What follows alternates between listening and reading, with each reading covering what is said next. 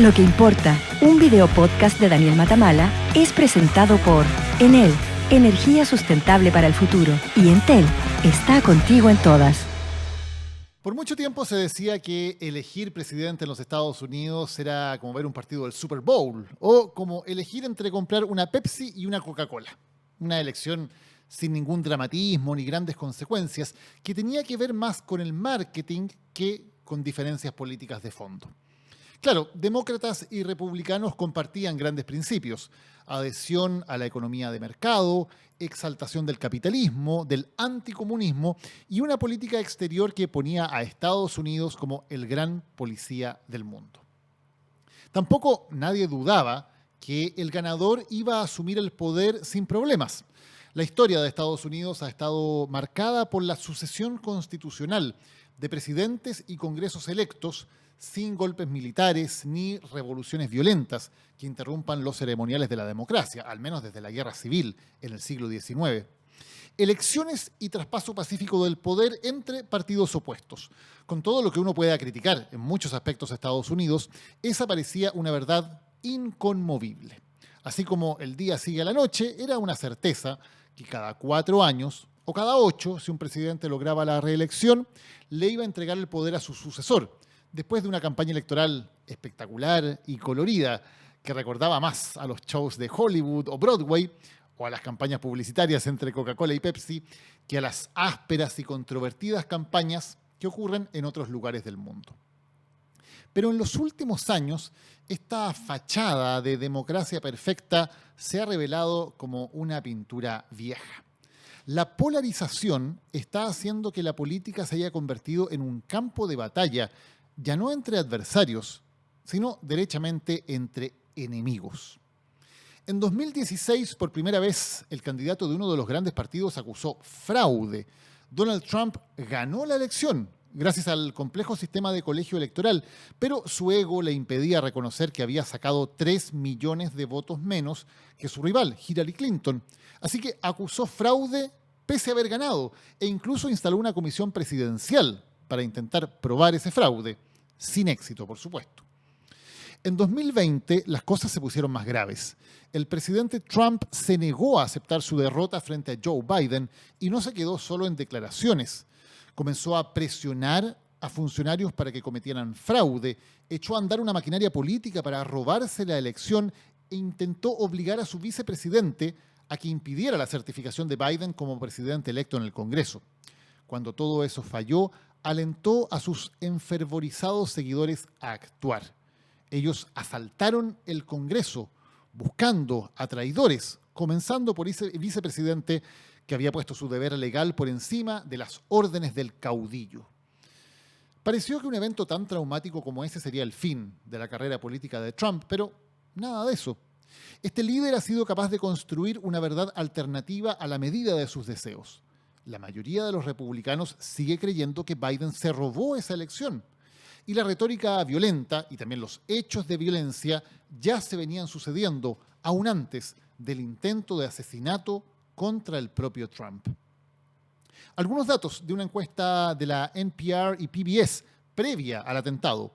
Ya entonces, 2 de cada 5 votantes decían que el país necesita un líder dispuesto a violar las reglas para corregir las cosas.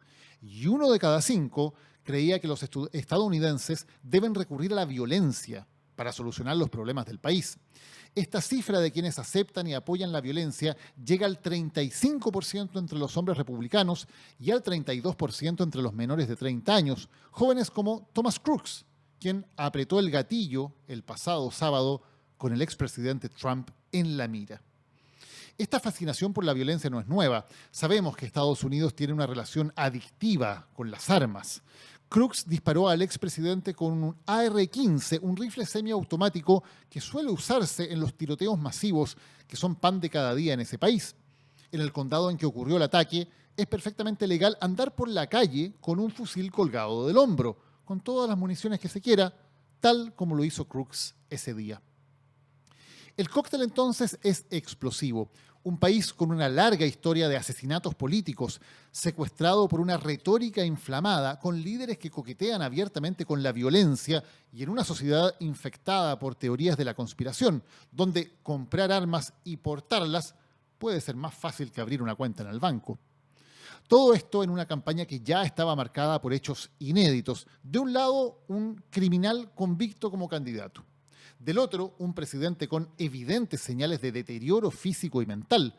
Y en el medio, un fallo de la Corte Suprema que entrega inmunidad a los presidentes, dándoles facultades más parecidas a las de un monarca absoluto que al líder de una república.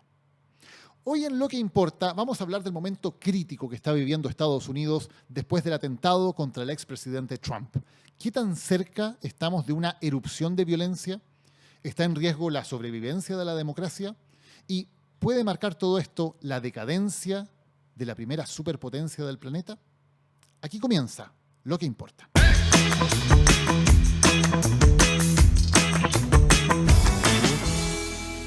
Estamos con Cristóbal Belolio, experto en teoría política. Cristóbal, gracias por acompañarnos hoy para hablar de un tema que importa. ¿Qué tal? Un gusto estar acá. Cristóbal, tú te has dedicado bastante y tienes un libro muy recomendable sobre el tema del populismo. ¿Podríamos decir que Trump es un populista? Yo creo que sí. Es un populista de derecha, probablemente, para empezar con categorías bastante simples. Claro.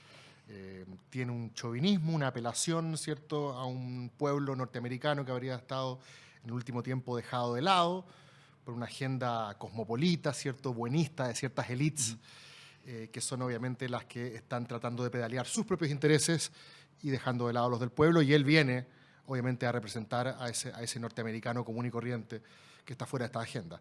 Esa adversarialidad tan propia, constitutiva del populismo, me parece que es muy presente en su discurso. En Chile solemos usar mucho populismo más bien como sinónimo de demagogia, ¿no? Como para descalificar, diciendo, no, esta idea es populista, este tipo es populista. Pero el concepto es harto más interesante que eso, ¿no? Sí, yo soy de los que creo en aras de la precisión conceptual, que para algo tenemos los términos. Demagogia significa prometer algo que o no se puede cumplir o es muy difícil de cumplir. Claro. Hay otra gente que ocupa, los economistas, fíjate, que ocupan populismo para básicamente hacerlo sinónimo de irresponsabilidad fiscal. De no hacerles caso a ellos, básicamente. Más o menos. A pesar de que hay cosas donde puede haber un traslape entre el populismo económico. Hablamos a veces de populismo penal, por ejemplo. Cuando escuchamos a políticos con esta estrategia de exasperación de las penas, mientras más castigos, en teoría, más disuasivo debería ser, lo que no hay mucha evidencia de eso. Pero populismo, al menos en la literatura, no es tan cierto que no hay un acuerdo. Es muy cliché esto de partir diciendo el populismo es un concepto jabonoso, pero en verdad la teoría política, al menos la sociología política, la ciencia política, está más o menos de acuerdo en que es una narrativa adversarial que opone, por un lado, a los malos contra los buenos. Y los malos suelen ser, obviamente, las élites, los oligarcas, ¿cierto? Y los buenos suele ser un pueblo decente, verdadero, ¿cierto? Que saca la peor parte. Las élites generalmente son acusadas de llevarse la pelota para la casa, de secuestrar los beneficios del progreso. Y esto, perdón, ese discurso puede ser de izquierda o de derecha, porque ese discurso puede estar en un Chávez o en la retórica del estallido, por ejemplo, que era básicamente un pueblo más virtuoso contra una élite corrupta, o puede estar desde la derecha, como lo vemos en el caso de Milei o de Trump. Bueno, hay una corriente que hoy día es bastante predominante en la literatura, lo que se conoce como el enfoque ideacional. En Chile tenemos un gran exponente como Cristóbal Rovira, que sostienen que el populismo es una ideología delgada, es decir, no basta por sí sola para promover un programa político claro. Lo que necesita es combinarse con ideologías, macroideologías, como se le llama, más clásicas como el liberalismo capitalista o el socialismo, ¿cierto?, redistributivo. Y una vez que se combina con estas macroideologías, ya tú empiezas a ver cuál es el color de ese populismo. Y por lo tanto, como tú bien dices, podría haber un populismo de izquierda y podría haber un populismo de la derecha, dependiendo de con cuál macroideología se combina. Y esto se relaciona siempre con la existencia de un caudillo, con una figura que va adquiriendo ribetes un poco mesiánicos, que es también lo que veíamos en casos como Chávez, por poner otra vez el ejemplo, o Milei, pero también se le ve claramente en el caso de Trump. Sí, pero curiosamente tú mencionaste el estallido social en la pasada, que claro, no lo tiene. Entonces, no bien lo tiene. interesante hacerse contra. Lo que pasa es que, si bien es cierto que hay un cierto acuerdo conceptual en la literatura respecto de que el populismo generalmente tiene un sujeto histórico que es el pueblo, ¿cierto?, que ha sido subyugado, oprimido o desplazado por los intereses de la élite. En eso, como te digo, hay bastante acuerdo. No hay tanto acuerdo respecto de qué bicho se trata, de qué fenómeno estamos hablando, y por lo tanto de cómo lo estudiamos. Y hay una parte, insisto, que yo creo que es la dominante en la literatura, que es la ideacional, que dice el populismo es una ideología. Y desde este punto de vista ideacional no es tan necesario, no es condición sine qua non la presencia de un líder. Lo importante es que veamos esos rasgos discursivos. Y desde ese punto de vista yo creo que el estallido social, o como lo puede haber sido Occupy Wall Street en su momento, o los indignados en España en 2008, tienen características populistas en la medida de que hay un discurso que opone a un pueblo desvalido, ¿cierto?, vulnerado, contra los intereses, en el caso del estallido social chileno, una élite política y económica que habría sido la que sacó la mejor parte de los últimos 30 años. Hay otro enfoque, que es el enfoque estratégico, para el cual sí es condición sine qua non la presencia del líder. Porque desde este punto de vista, el populismo es la estrategia que ocupa el líder, un poco como dice esta canción, ocupando la fuerza del adversario a tu favor, ocupando la fuerza de una masa desorganizada, informe, a favor de tu agenda política para conquistar el poder. Y desde ese punto de vista, claro, si te das cuenta, el caudillo es fundamental. Desde ese punto de vista, no podría ser el estallido social populista. Claro. Y en el caso de Donald Trump, para volver al caso de lo que estamos hablando ahí en Estados Unidos, sí es evidente que él logra establecer una relación con sus partidarios que va más allá de las estructuras política. El Partido Republicano ya en la práctica no existe como estructura política, sino solamente a su disposición, y lo mismo que más allá de las estructuras clásicas de la democracia. Él se salta todas esas estructuras. ¿Cómo funciona ese caudillismo? Aquí esto se empieza a complejizar, porque los enfoques conocidos sobre populismo, uno es el ideacional, ¿cierto? Que esta idea de que el populismo es una ideología que distingue entre dos campos siempre antagónicos y generalmente moralizantes, es decir, la élite es mala, de alguna manera, ¿cierto? No solo somos distintos, sino que unos son buenos y otros son malos. Correcto. Desde ese punto de vista, hay gente que dice que el populismo es antipluralista. El pluralismo es esta idea de que tú y yo tenemos ideas distintas, pero eso es perfectamente razonable en democracia.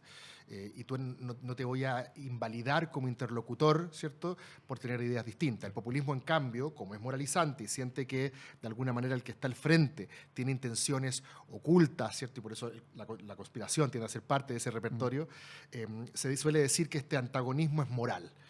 Este segundo enfoque que te conté, este estratégico, ¿cierto?, considera de que de alguna manera el líder es el que utiliza a la masa para adquirir y conservar el poder. Pero hay un tercer enfoque que es bien interesante, que no se ha ocupado tanto en Chile, que es el enfoque performático sociocultural, que considera que el populismo es un estilo vociferante, un estilo poco institucionalizado, un estilo que hace alarde de las formas del pueblo, de las formas culturales del pueblo. Yo me acuerdo que hace un tiempo atrás, el promotor de esta teoría, que es Piero Stigui, que también, si no me equivoco, está en Chile ahora, cuando yo le preguntaba, cuando apareció José Antonio Kast, y todavía no estaba de moda decirle populista, yo le preguntaba a él si es que caía dentro de los cánones de su teoría, y él me decía que no, porque era muy rígido, muy formal. Y él me decía, en Chile, si es que existe alguien populista, es Roxana Miranda, porque decía que había que escribir la Constitución con falta de ortografía. Claro. O sea, ese sería el enfoque performático, que hace el alarde de lo que en buen chileno diríamos lo huachaca. Esos son enfoques.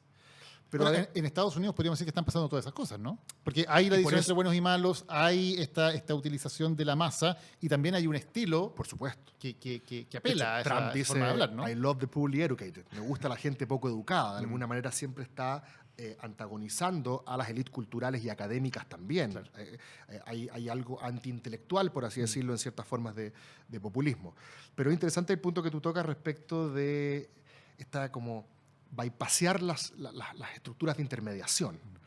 Y hay una parte de la literatura, Nadia Urbinati, por ejemplo, que sostiene que el populismo es básicamente una forma alternativa de representación política.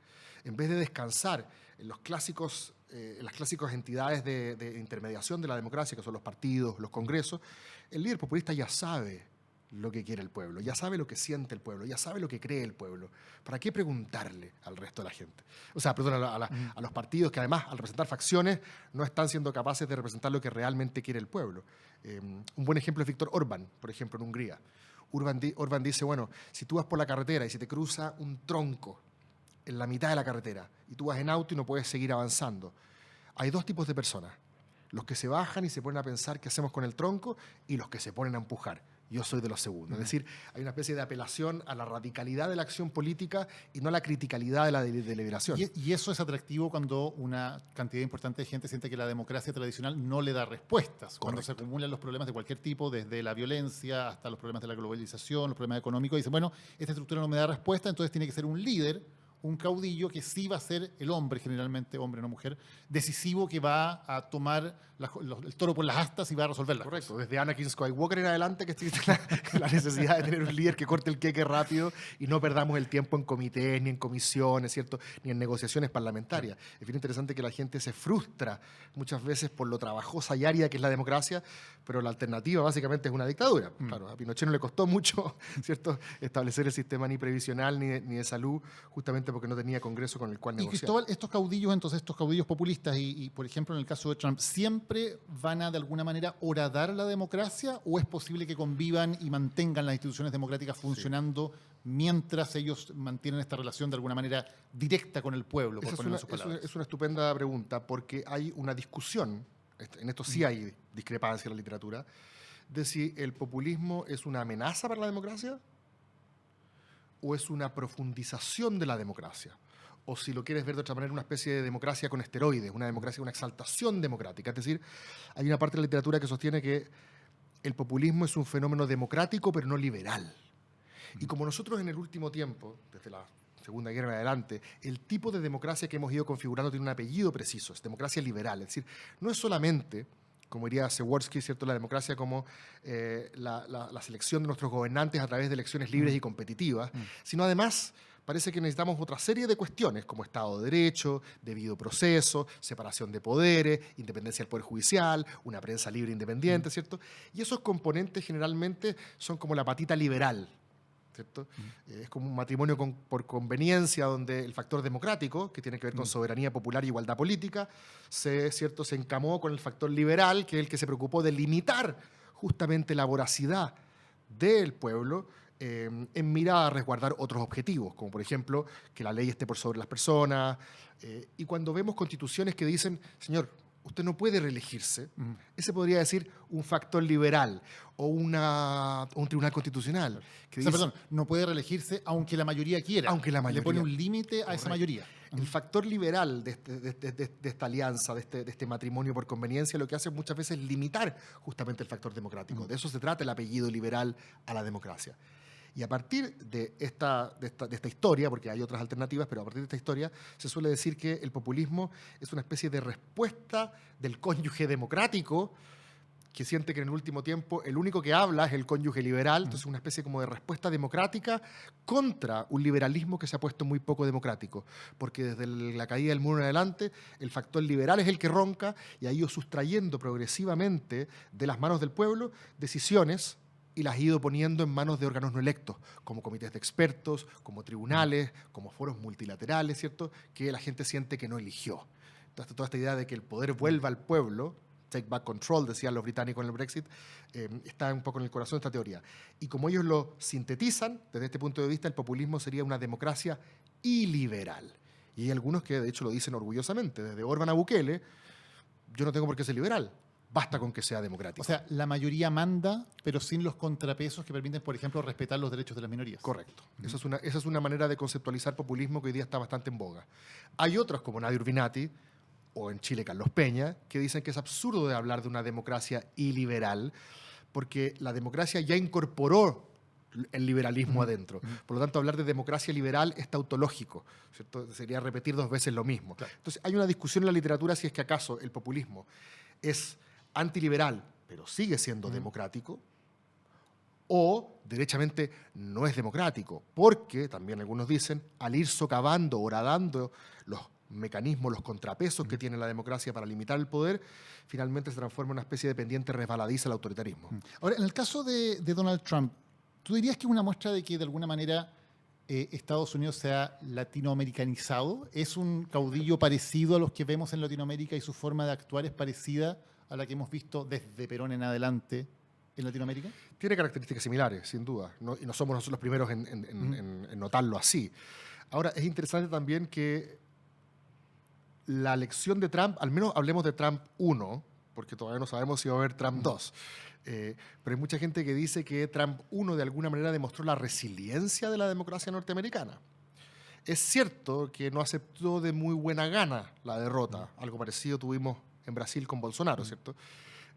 Pero muchos dicen que, por el contrario, lo que aprendimos, digamos, de la experiencia Trump fue que las instituciones norteamericanas fueron capaces de soportar esta amenaza que, como dices tú bien, pudo haber socavado las instituciones. Hay que ver ahora si es que en un segundo intento eso va a quedar a salvo o no. Porque la situación ha cambiado. Porque la situación Mucho. ha cambiado. ¿Ves que esta vez es mucho más peligroso para la democracia de Estados Unidos? No soy yo un experto en política norteamericana para decirlo, pero los que he leído y que sí lo son están bastante preocupados porque dicen que la primera vez por lo menos había un cierto interés en cuidar las formas con miras a la reelección. Esta segunda vez podría no existir esa resistencia. Hay que ver si son las instituciones finalmente norteamericanas las que son capaces de soportar a un Trump 2. No tenemos todavía la respuesta. Ahora, lo que yo sí creo que es problemático en Estados Unidos y que es un fenómeno que muchas veces se estudia en paralelo, Daniel, que es la polarización afectiva especialmente. No tanto ideológica. Por polarización ideológica me refiero a que tú y yo tenemos posiciones en términos de políticas públicas, por ejemplo, muy distintas y nos hemos ido separando. Pero en materias como aborto, siempre la discusión ha sido más o menos la misma. No es que yo hoy día diga quiero permitir el aborto hasta el mes 8 y tú hayas cambiado de opinión y digas se prohíbe el aborto desde que la gente se va desde la fecundación. O sea, de alguna manera no son las posiciones ideológicas las que se han ido distanciando, sino más bien la forma como yo entiendo al adversario. Y la animosidad, la aversión, el hecho de creer que no tengo absolutamente ningún mundo en común con el que está al frente. Pasar de adversario a enemigo. Exactamente. Es lo que muchos dicen favorece una polarización afectiva que es dañina para la democracia. ¿Por qué? Esto no quiere decir que yo esté siendo, digamos, ingenuo y pensando que somos todos amigos y la amistad cívica. No. Pero mientras la gente siente que si gana el otro, me voy a despertar al día siguiente en un país completamente distinto, donde no tengo nada en común con los que van a gobernar, y mi forma de vida está muy amenazada, entonces aumenta los incentivos para que yo no respete las reglas del juego. Como dice, vuelvo a Przeworski, ¿cierto?, uno de los principales estudiosos de la democracia en el mundo, las democracias funcionan bien cuando lo que se decide no es ni muy poco ni mucho. Porque si es muy poco, la gente dice, estos dos son iguales, ¿cierto? Pero cuando lo que está en juego también es demasiado, crecen los incentivos a no aceptar la derrota. Y en Estados Unidos parece que pasamos de un extremo al otro, ¿no? De que efectivamente parecía que daba lo mismo una elección en Estados Unidos, que era como elegir entre tomarse una Pepsi y una Coca-Cola, digamos, hasta hoy día que está en juego la existencia misma, el estilo de vida de las personas. Piensa qué es lo que motivó a los partidarios de Trump que asaltaron el Capitolio, o qué es lo que motivó a los partidarios de Bolsonaro de ir al Congreso en Brasilia. Probablemente la convicción íntima, sobre todo porque conversan con los mismos, piensan que los que están al frente realmente son perversos, ¿cierto? Que es el gran problema que estamos viviendo hoy día, y que ahí nos podemos preguntar si las redes sociales o no han influido, etcétera. Eso es otra discusión, son paralelas, digamos, pero de alguna manera se van retroalimentando. La pregunta es qué es lo que le pasó a esos partidarios de Trump y a esos partidarios de Bolsonaro que dijeron, yo no aguanto el resultado. O sea, ¿qué concepción tengo realmente de lo que va a ocurrir? ¿En las manos de quién va a quedar el poder de que yo realmente me levanto y voy a impedir el traspaso del mando? Entonces, esa polarización afectiva, en la medida que siga creciendo, yo creo que es riesgosa para una estabilidad democrática. Y en Estados Unidos, Cristóbal, esa polarización afectiva tiene otro elemento que está encima de él, que es una sociedad inundada de armas y de gente bastante obsesionada con usarlas. ¿Qué tanto suma al peligro? Yo creo que suma. O sea, si es que efectivamente tú consideras que el adversario es inmoral, que no tienes absolutamente nada en común con él, esta es una pregunta que nos hemos estado haciendo últimamente en la teoría política. Hay, como siempre, tendencias centrífugas y centrípetas en la sociedad, ¿cierto? Las centrífugas son aquellas que de alguna manera permiten que cada uno organice su vida de acuerdo a sus valores. Y las centrípetas son las que dicen, no, bueno, pero hay algunas cosas que tenemos que tener en común. Hay que obligar el encuentro en algunas áreas, ¿cierto? Y hay fenómenos que por definición son centrífugos. El mercado, ¿cierto? El mercado de alguna manera justifica la desigualdad porque considera de que está bien que, ya sea por mérito, por esfuerzo, por suerte, por lo que tú quieras, que la gente tenga mundos distintos a partir de su diferencial en el poder adquisitivo. Entonces tú vas a un colegio A, yo voy a un colegio B, vivimos mundos distintos y generalmente se considera que eso está ok. Pero tú también podrías decir, no, yo considero que el dinero aquí no todo lo puede comprar, ¿cierto? O como decía el barman del Resplandor, ¿cierto? Your money is not good here. Voy a sacar el factor dinero justamente porque hace diferencias y los voy a obligar a todos a ir a los mismos colegios. Entonces, siempre va a estar esta tendencia entre los centrífugos y los centrípetos. La pregunta es si esta polarización afectiva no nos estará llevando, ¿cierto?, a una adversarialidad que, como tú bien dijiste hace un rato, en vez de adversarios nos transformen en enemigos, y si más encima tengo la posibilidad de ocupar las armas, obviamente se transforma en un escenario más complejo. Y esa adversarialidad, Sí. eso, viene desde las élites. ¿Y cómo parte? En el caso de Estados Unidos, ¿cómo se da tan rápido que una sociedad llega a tales niveles de confrontación en prácticamente todos los temas? Es una buena pregunta. En la crítica populista a la democracia liberal de los 90, que tú la puedes ver desde Chantal Mouffe, ¿cierto?, a la tercera vía, a lo que el Frente Amplio le dice a sus padres de la Concertación, ¿cierto? La crítica que se hizo es que una vez que cayó el muro, parafraseando aquí a Fukuyama, ¿cierto?, se acabó la discusión real sobre los fines y encontramos algo así como una combinación ganadora para organizarnos. Democracia liberal con economía de mercado, ¿cierto? Y la discusión se redujo a los medios, a los mejores medios para alcanzar los fines que ya se daban por supuesto, ¿cierto? Y la crítica populista, como parte, digamos, en los 90, el revival populista, de alguna manera, lo que dice es, bueno, esto es la pospolítica. La política justamente se trata de estar permanentemente discutiendo sobre los fines. Entonces, repoliticemos y discutamos sobre si estamos realmente de acuerdo, porque me da la impresión, estoy hablando desde la crítica populista, de que ustedes lo que llaman acuerdo, por eso lo que en Chile le llamamos la democracia de los acuerdos, lo que ustedes llaman consenso, lo que ustedes llaman mínimo común denominador, lo que ustedes llaman casa común, para acercarnos a la terminología chilena, lo que ustedes llaman una que nos une, ¿cierto?, no es tal. No es tal, me están pasando de contrabando los intereses de la élite, ¿cierto? Entonces lo que yo quiero justamente es meterle una dosis de adversarialidad a algo que parecía termal. La pregunta es, y en ese sentido se considera que es un aporte democrático, ¿cierto? La pregunta es cuánto se puede estirar esa adversarialidad hasta hacer que el proyecto que tenemos en común pueda llegar a puerto. Y de alguna manera creo yo que los dos experimentos o ensayos constituyentes que tuvimos en Chile demuestran que cuando la adversarialidad se llega a cierto punto que es imposible dibujar un horizonte común entre los participantes, finalmente fracasa. ¿Y ves que eso está pasando en Estados Unidos? Que ya las diferencias sociales hacen que sea difícil que las personas sientan que tienen un horizonte común Sociales, entre los azules y los rojos, digamos. Sociales, sí. Si tú te pones a mirar la clásica pregunta, ¿con quién no te gustaría que se casara tu hijo o tu hija? Que en Estados Unidos la vienen haciendo desde los años 50. En esas épocas, lo primero que decía era que no sea de una raza distinta, ¿cierto? Después, el malo era el ateo. Ojalá que no sea ateo, ¿cierto? O de cierta proveniencia cultural, ¿cierto? Hoy día, más que todas esas otras características identitarias o personales, ¿cierto?, cuando le preguntan a un republicano con quién usted quiere que no se case su hijo o su hija, te va a decir con un demócrata. Y el demócrata va a decir con un republicano. Entonces, hemos llegado ya a ese nivel de polarización afectiva, donde tus círculos, tus grupos, tus circuitos, ¿cierto?, hablan el mismo idioma, consumen básicamente la misma información. Y hoy día estamos hablando de que la información, esto lo sabes tú mucho mejor que yo, ya la diferencia no es meramente normativa, no es lo que es bueno y malo, sino que tenemos realidades alternativas. Fue la misma vocera de Trump la que reclamó el derecho de la Casa Blanca de tener hechos alternativos, es decir, una apreciación de la realidad fáctica distinta.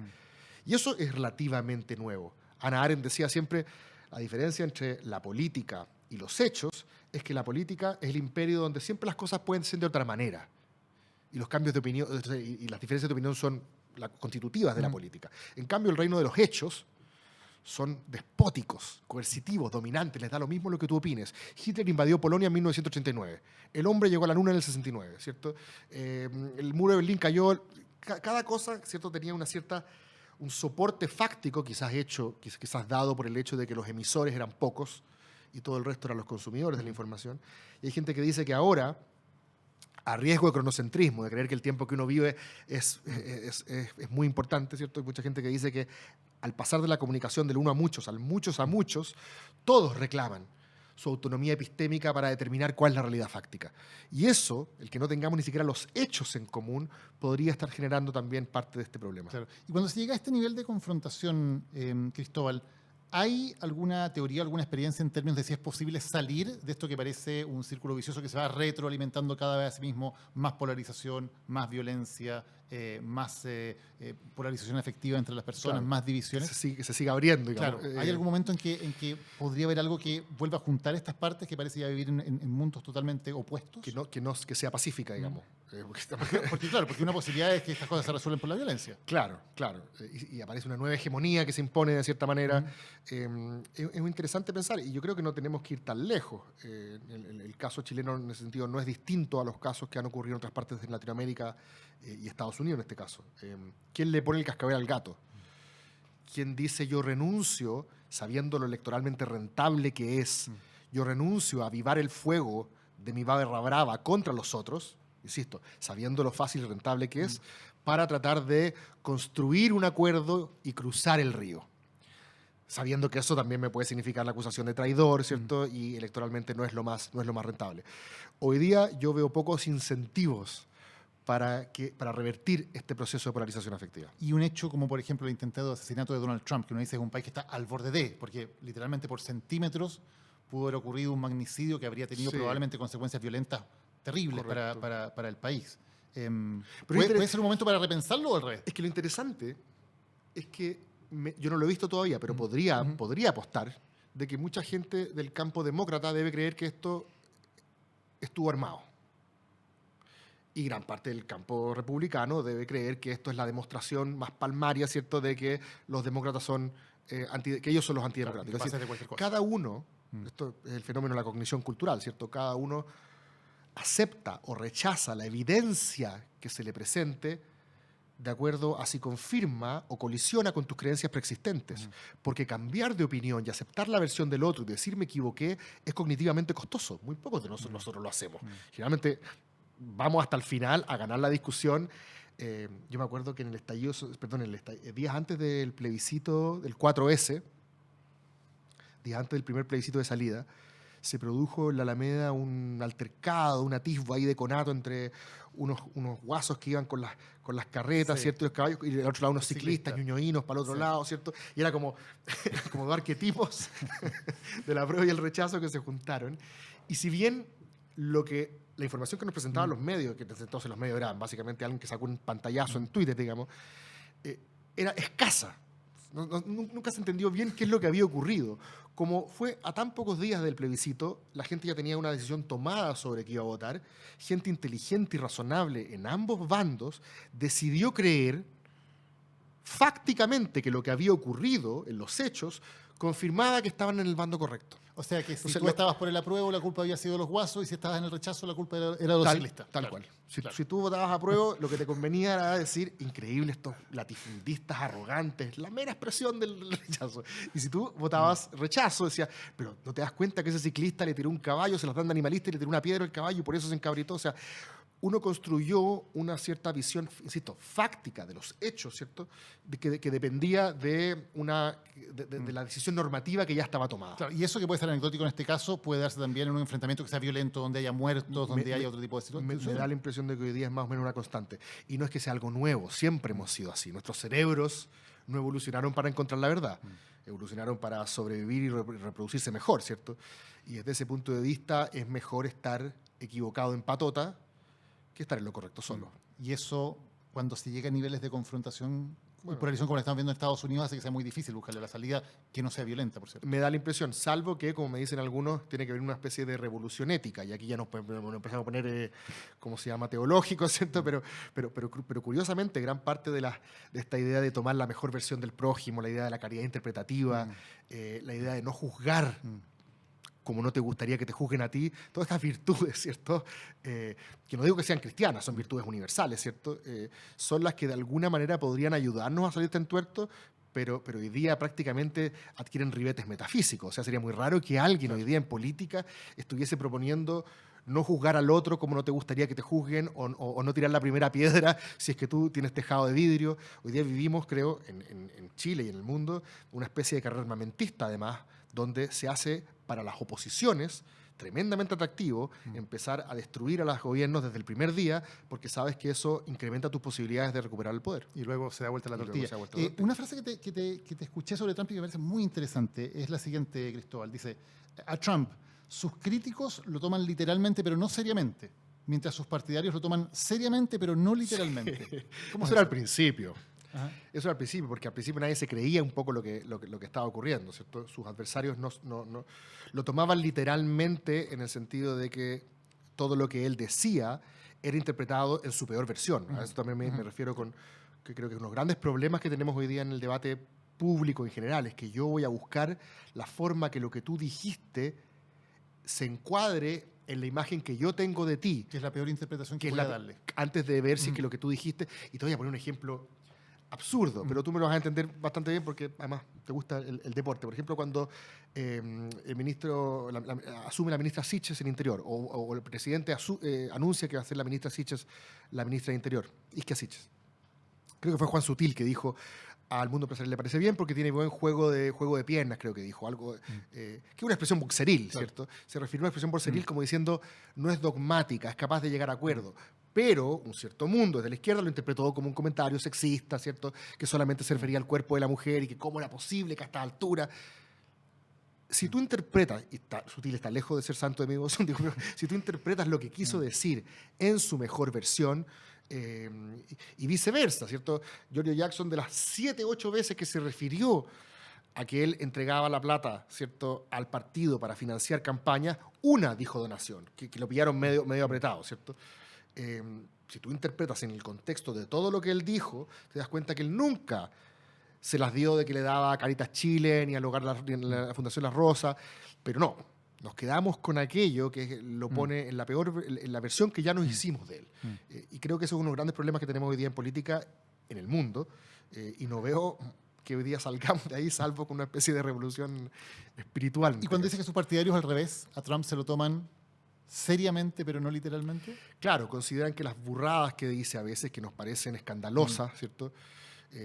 Son, digamos, expresiones, pero que en el fondo él lo que está transmitiendo al mundo al cual le está hablando, la identidad norteamericana que está reivindicando, es la que tiene que imponerse en el entendido de que estamos en presencia, y esto me lo hemos visto en muchas partes del mundo, de lo que la literatura llama un backlash cultural, ¿cierto? Es decir, la creencia de que la agenda cultural de la izquierda ha avanzado tanto en los últimos años, esta idea de que la batalla cultural, ¿cierto?, que la izquierda a través de los medios de comunicación, el cine, la música, todas las expresiones, habría ido avanzando a tal punto de que hoy día tú no puedes hablar contra la homosexualidad, no puedes hablar contra los pueblos originarios, no puedes tener una posición distinta al respecto, ¿cierto?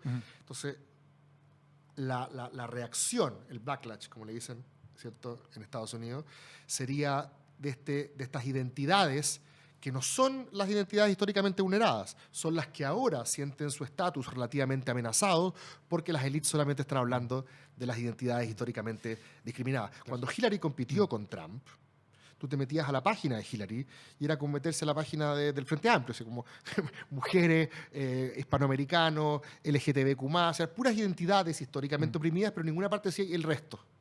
¿Dónde están los blancos, cincuentones, heterosexuales, cisgénero, ¿cierto?, de la América profunda, como se dice? Trump les hablaba de ellos.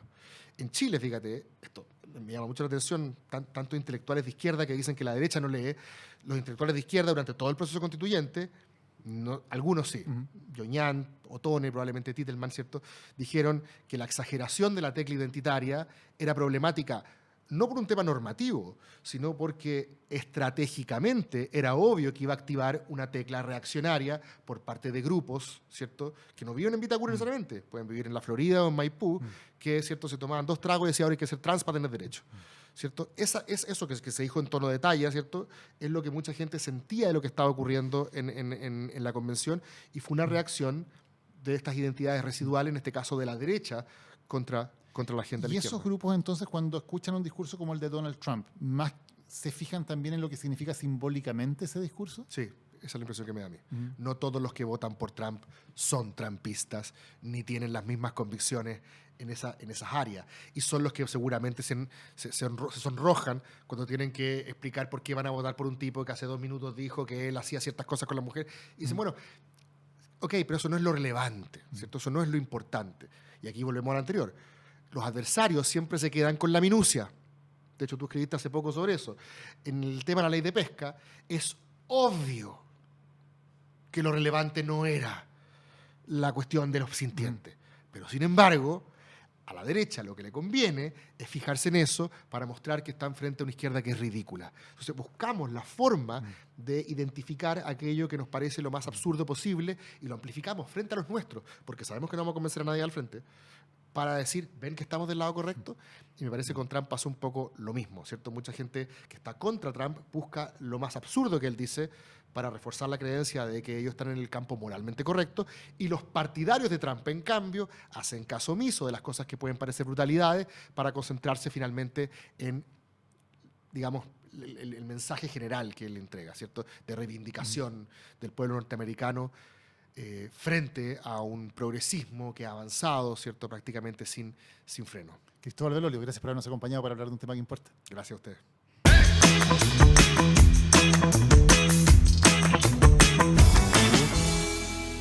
¿Sabes qué compañía cumple 60 años este 2024? Te vamos a dar algunas pistas. Más allá de que ya tenga 60 años, está como el vino porque está contigo en todas. Es la única empresa de telecomunicaciones 100% chilena y te da confianza hace 6 décadas. Es la que trajo el 3G, el 4G y el 5G. La que lleva internet fibra a las familias de nuestro país. La que fue pionera en tener 5G en el territorio antártico y la primera telco de Latinoamérica que ofrecerá cobertura satelital móvil con Starlink. Ya sabes de qué marca estamos hablando. Entel está contigo en todas.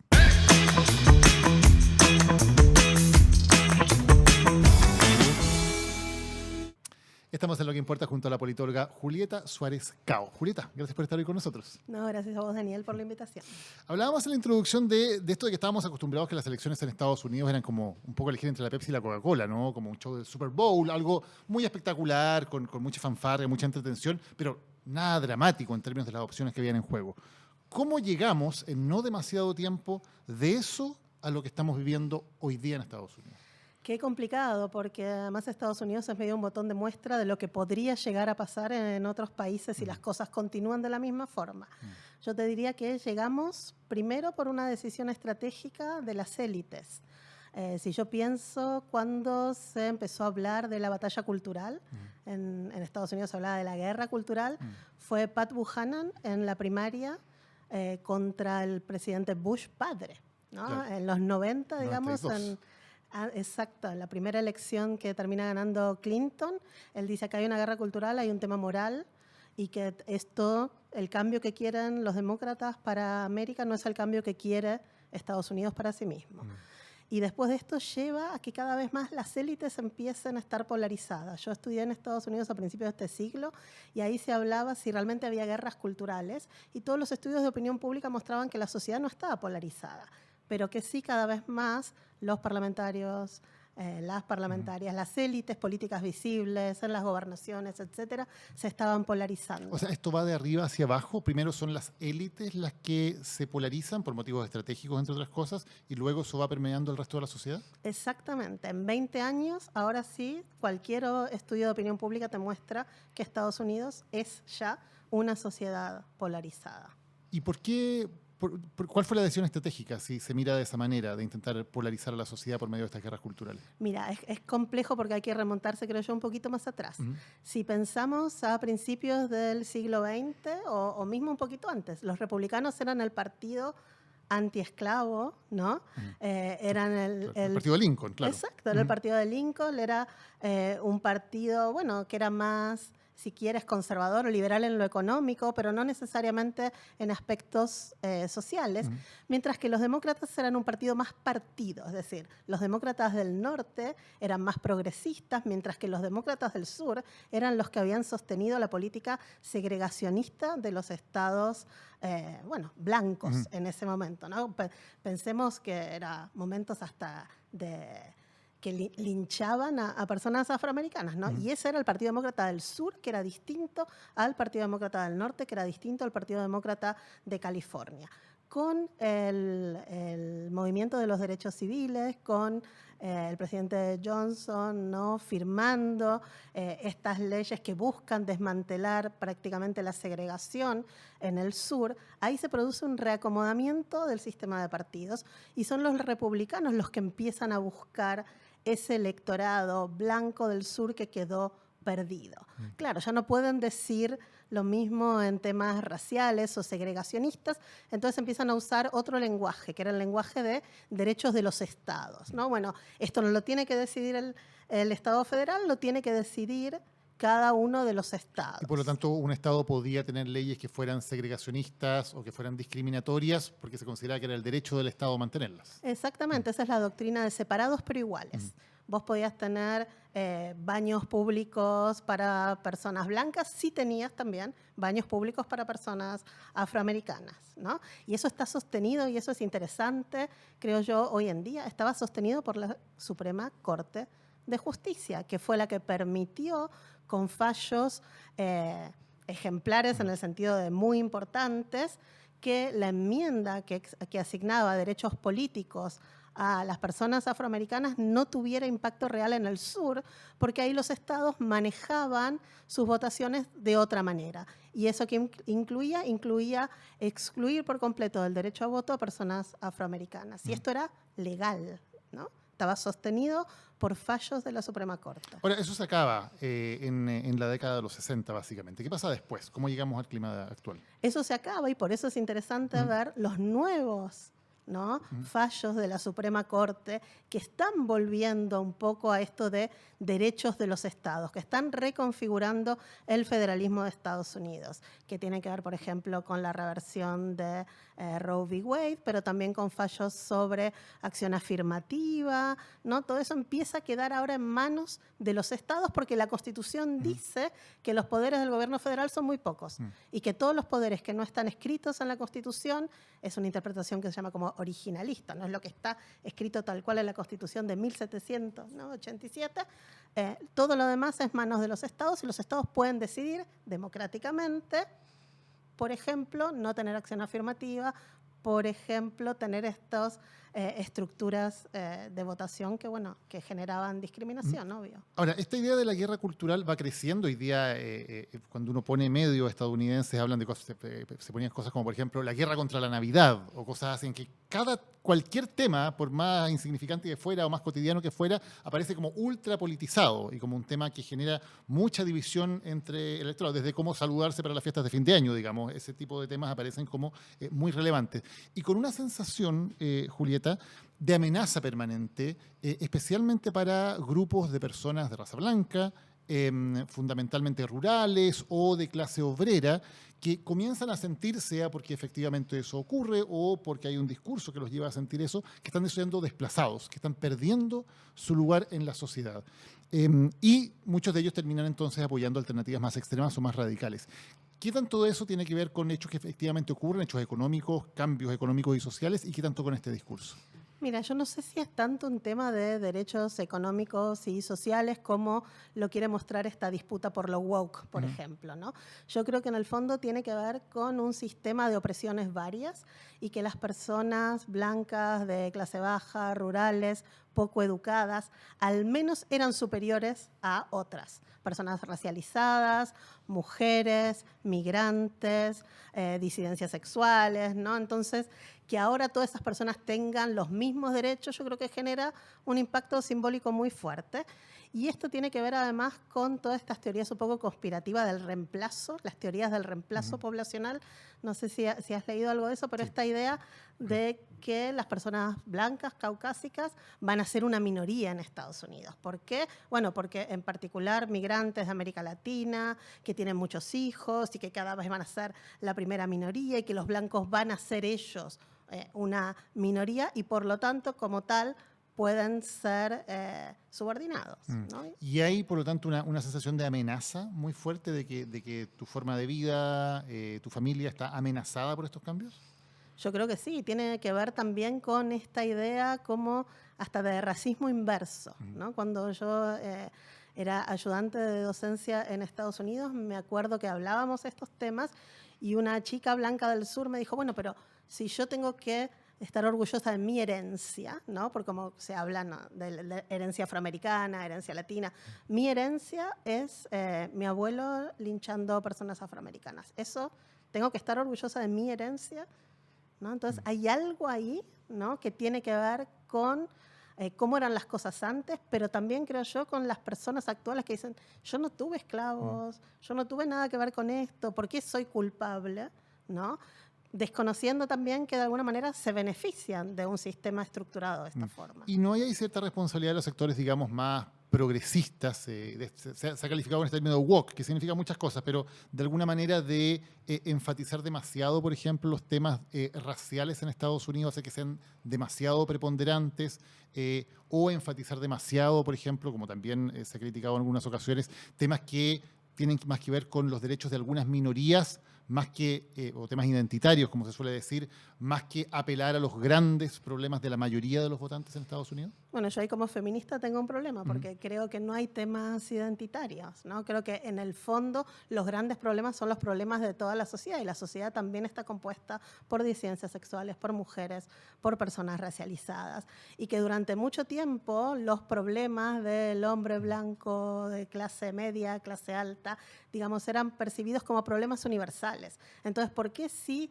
hay problemas, ¿no?, que son percibidos como universales y otros que no? Podemos abordar los problemas de la clase obrera sin pensar cómo esto afecta particularmente a mujeres de clase obrera que tienen una doble jornada mucho más fuerte que las mujeres de clase alta, por ejemplo. ¿Caemos en lo woke al incluir estas demandas? Yo te diría que no. Y realmente si pienso en minorías reales, yo creo que las minorías reales son los súper ricos, por ejemplo, y nunca entran en los temas identitarios. Nunca nadie habla de los partidos que defienden a los súper ricos. Y esa realmente es una minoría que es preocupante y que puede tener efectos antidemocráticos. Pero hay una realidad, que hay, no solamente en Estados Unidos, lo hemos visto también en países europeos, que hay una clase obrera tradicional que se ve muy atraída por partidos ultras. Lo vimos en Francia, por ejemplo, donde el partido de Marine Le Pen tuvo su mejor desempeño entre la clase obrera. Y lo estamos viendo también con el trumpismo en Estados Unidos. Es un problema real que está ocurriendo.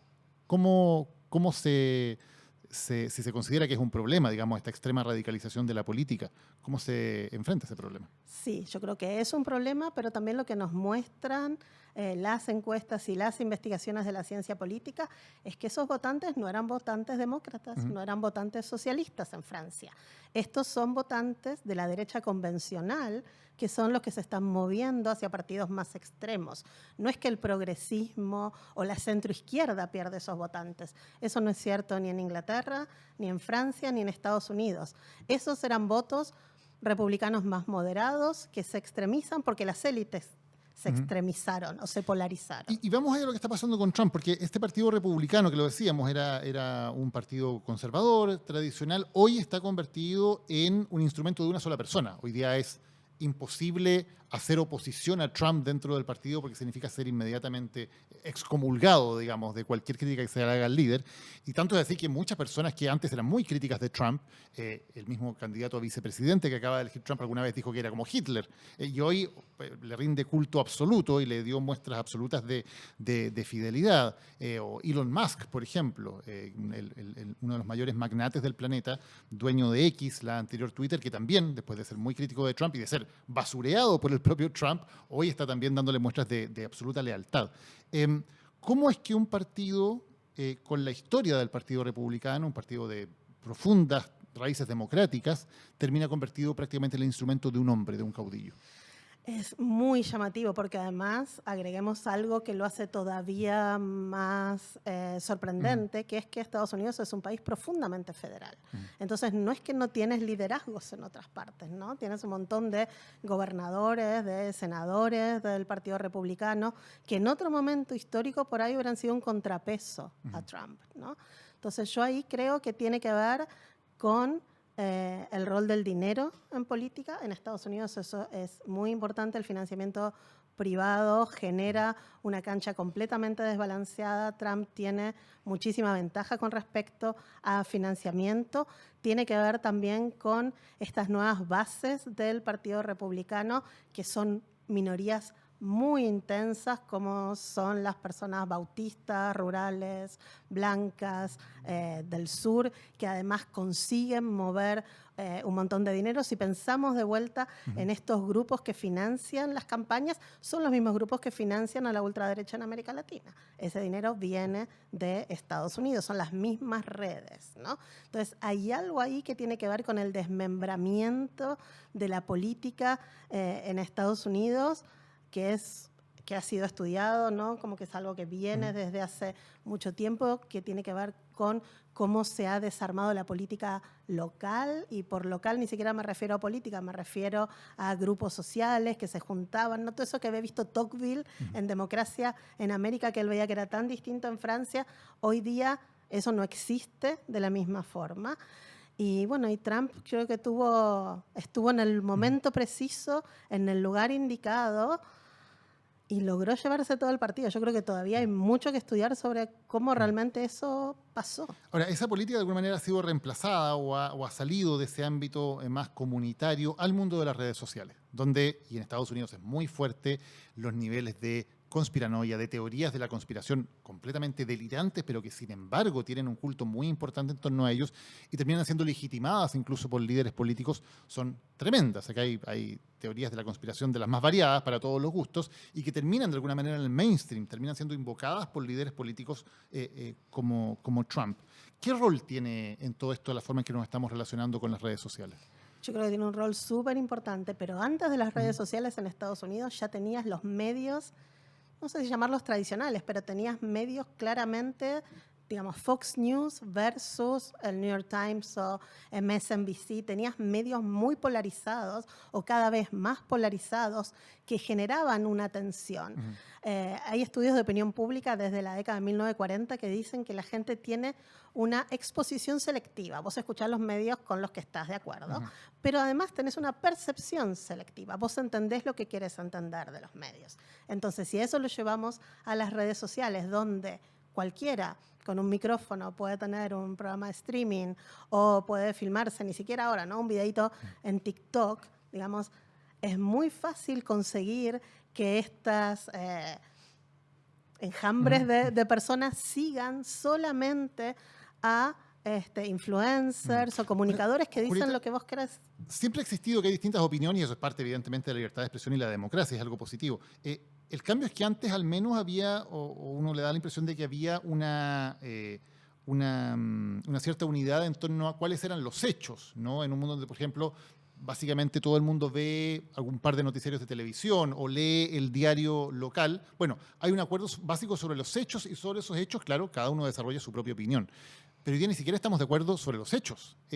Podemos estar expuestos a hechos totalmente, comillas, alternativos, dependiendo de si yo soy de izquierda o de derecha, veo que la realidad es distinta, no solo mi opinión sobre la realidad. Y ahí es donde es muy difícil buscar puntos en común, la sociedad se fragmenta completamente. Es muy difícil también porque los problemas son cada vez más complejos y entonces hasta el fact-checking debe ser complicado en algunos temas, ¿no? Ahora, perdón, ni siquiera que sea complicado. Trump ha hecho campaña mintiendo de manera bastante descarada, digamos, bastante evidente sobre hechos que son del todo comprobables. Por poner un ejemplo entre muchos. el cambio climático. El cambio climático. O algo incluso más simple de comprobar, cuando dijo que la multitud que había ido a su discurso de inauguración había sido la más grande de la historia. Era comprobable que había ido mucho menos gente que en otras inauguraciones. Y sin embargo, lo repite y lo repite, y sus partidarios se lo creen. ¿Qué pasa ahí? Bueno, es que la gente tampoco es que va a buscar, digamos, la fuente, ¿no? Y tampoco debería hacerlo. Eso genera una carga de información, digamos, que no sé si deberíamos poner en la ciudadanía. Pero es súper complicado. Estoy pensando en el nuevo, en J.D. Vance, a quien nombró como vicepresidente. Él fue una de las personas que juntó fondos para sacar a las personas que están presas por el asalto al Capitolio. Dijo que eran presos políticos que no tenían cargo. Y vos ves entrevistas que le hacen periodistas diciéndole, no, pero eso es mentira. Todas las personas que están presas sí han sido acusadas de algún delito que justifica su prisión esperando el juicio. Y la gente sigue creyendo que hay un montón de presos políticos por el asalto al Capitolio, que tomaron gente que no hizo nada, que no hubo delitos. Aún habiendo visto todos nosotros que el asalto al Capitolio efectivamente ocurrió. Exacto, sí. Yo creo que esas ya son preguntas, ¿no?, para una psicoanalista, pero creo que hay algo ahí, ¿no?, de psicología social, que tenemos que entender, bueno, cómo funciona ahora nuestro entendimiento de la realidad cuando tenemos tantas explicaciones alternativas disponibles. ¿Es posible que una democracia con la historia de Estados Unidos, con la estabilidad que parecía tener, pueda morir? Yo creo que lo que nos permite primero lo contemporáneo, ¿no?, o las actitudes o los eventos actuales es pensar realmente, bueno, también cuál era, ¿no? Esa democracia de Estados Unidos estaba basada hasta 1967 que solo votaran la mitad de los hombres, ¿no? Porque los hombres afroamericanos en el sur no tenían derecho a voto en la práctica. Por ejemplo, pero en todo eso se fue avanzando, digamos. Se fue avanzando en entregarle derecho a voto a todas las personas independientes de su raza. Pero digamos, lo considerábamos una democracia igual, ¿no? En 1950 Estados Unidos era considerado una democracia, a pesar que desde fines del siglo XIX las personas afroamericanas tenían derecho a voto, a pesar de que estuvieran siendo relegadas de ese derecho. Entonces también creo que tenemos que pensar cómo entendíamos a las democracias antes. Pero más allá de eso, si nos quedamos con una definición de frenos y contrapesos, ¿no? Parecía que la democracia americana en eso funcionaba, ¿no? Tenías un Congreso que le hacía un freno y un contrapeso a la presidencia y la Corte Suprema que miraba, ¿no?, que vigilaba, que supervisaba que estos frenos y contrapesos funcionaran de esta forma. Ahora, con una presidencia que está dispuesta a llegar a cuestiones hasta ilegales, paralegales, y una Corte Suprema dispuesta a justificar estas acciones, yo creo que definitivamente vamos a ver una erosión de la democracia, y es algo que está siendo planteada por ideologías, por ejemplo, las ideologías neorreaccionarias plantean que no es necesario tener un régimen democrático para tener un país desarrollado. ¿Y qué tanto valoran las personas la democracia? Porque si Trump vuelve a la presidencia, lo va a hacer porque gane las elecciones, que es lo que dicen hoy día la mayoría de las encuestas, que hoy día tiene una mayoría.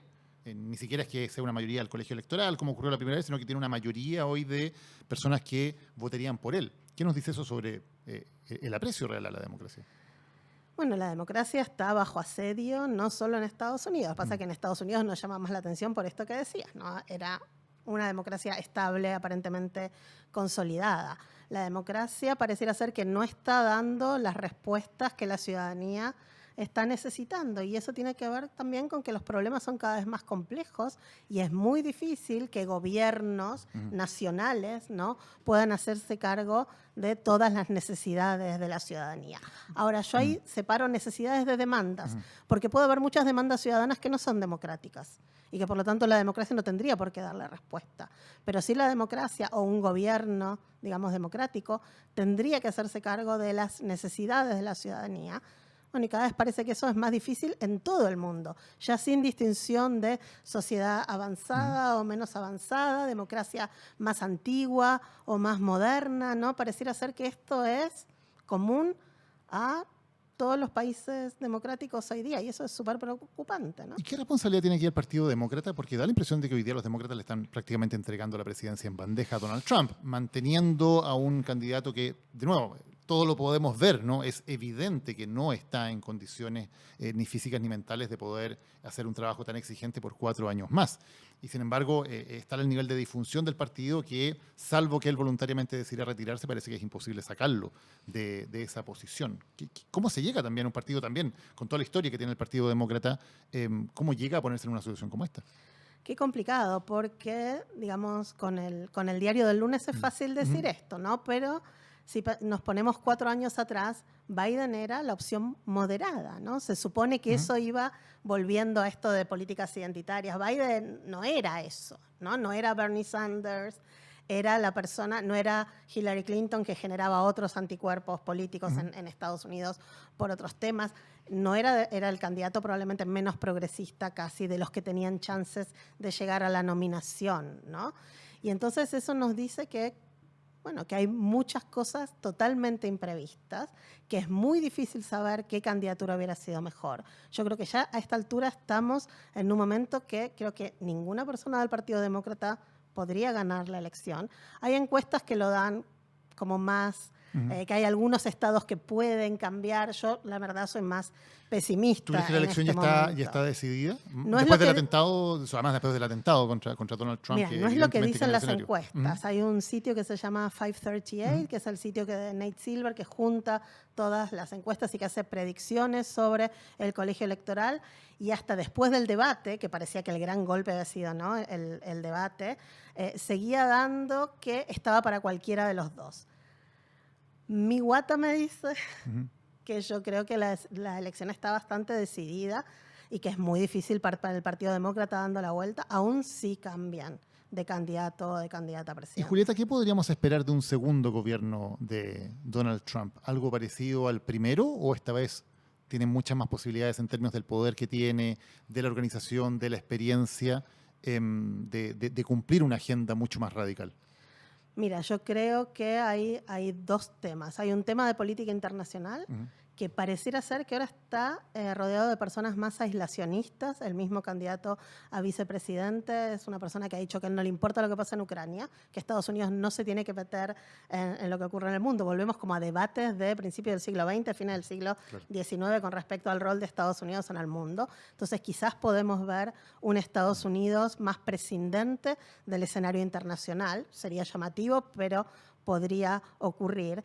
Y a nivel de política nacional, le queda probablemente otra nominación de la Suprema Corte de Justicia, y esta Suprema Corte va a dejar todo el poder a los estados, y en los estados gobernados por demócratas se va a vivir de una forma y en los estados gobernados por republicanos se va a vivir de otra forma. Yo no quiero ser tremendista, no quiero decir que esto va a volver a terminar en una guerra civil, digamos, como en el siglo XIX, pero creo que vamos a ver que estamos viendo actualmente muchas diferencias en las diferentes unidades territoriales de Estados Unidos, que yo creo que con Trump se pueden todavía más agudizar con esta idea, no sé, por ahí es mi trauma argentino, ¿no?, parafraseando a Milei, pero como de desarmar el gobierno federal para devolver el poder a los estados. Y creo que eso es peligroso para la democracia en este momento. Julieta Suárez Cao, muchas gracias por habernos acompañado hoy para hablar de un tema que importa. Gracias a vos, Daniel.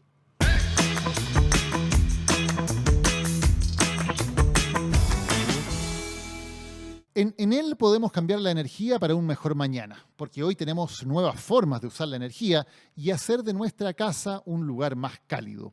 Podemos vivir en una ciudad mucho más conectada, pero sobre todo tenemos la energía para crear un futuro más sostenible. Lo que importa, un video podcast de Daniel Matamala, es presentado por Enel, energía sustentable para el futuro, y Entel está contigo en todas. Muchas gracias por habernos acompañado hoy en un nuevo capítulo de Lo que importa. Recuerda seguirnos en nuestras cuentas sociales, especialmente en Instagram, donde estamos poniendo los mejores momentos de cada capítulo. También recuerda suscribirte a nuestro canal de YouTube. Tenemos cada capítulo de Lo que importa y tenemos también las columnas de opinión semanales en formato de video. Y por supuesto, seguirnos también en Spotify, donde estamos cada semana hablando de un tema que importa. Hasta la próxima semana, nos vemos. Lo que importa, un video podcast de Daniel Matamala.